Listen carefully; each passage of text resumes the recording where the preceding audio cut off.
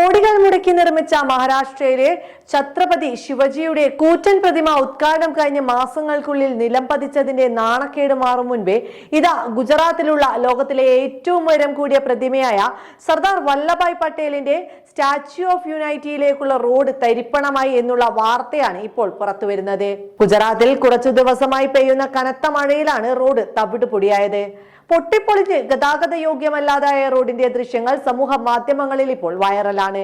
ഗുജറാത്തിലെ വഡോദരയിൽ നിന്ന് 100 കിലോമീറ്റർ അകലെയുള്ള സർദാർ സരോവർ ഡാമിൽ സ്ഥിതി ചെയ്യുന്ന സാധുബൈ ദ്വീപ് എന്ന ചെറു ദ്വീപിലാണ് പ്രതിമ സ്ഥിതി ചെയ്യുന്നത്.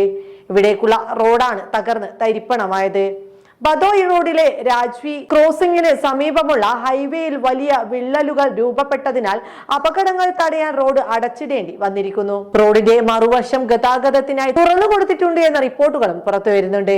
മാസങ്ങൾക്ക് മുൻപ് നിർമ്മിച്ച റോഡ് തകർന്നതിൽ പ്രതിഷേധവുമായി നാട്ടുകാർ രംഗത്തെത്തിയെന്ന വാർത്തകളാണ് പുറത്തുവരുന്നത്.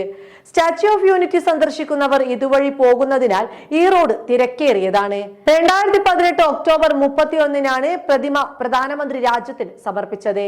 2989 കോടി രൂപയ്ക്കാണ് സർദാർ വല്ലഭായ് പട്ടേലിന്റെ പ്രതിമ നർമ്മദയുടെ തീരത്ത് പണിതുയർത്തിയത്. ലോകത്തെ ഏറ്റവും ഉയരം കൂടിയ പ്രതിമയാണിത്. 4 വർഷങ്ങൾ കൊണ്ടാണ് പ്രതിമയുടെ പണി പൂർത്തീകരിച്ചത്. താഴെ നിന്നും ഈ പ്രതിമയുടെ ആകെ ഉയരം 240 മീറ്റർ ആണ്. ഇതിൽ 182 മീറ്റർ ആണ് പട്ടേൽ ശില്പത്തിന്റെ ഉയരം.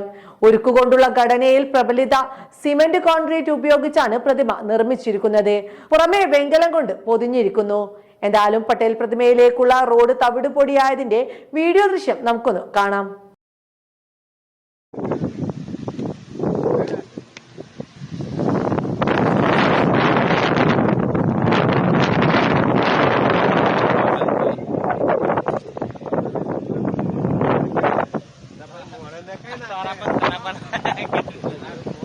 Apa rambutnya nak itu, itu awalnya awalnya, lucu lucu itu nih kira.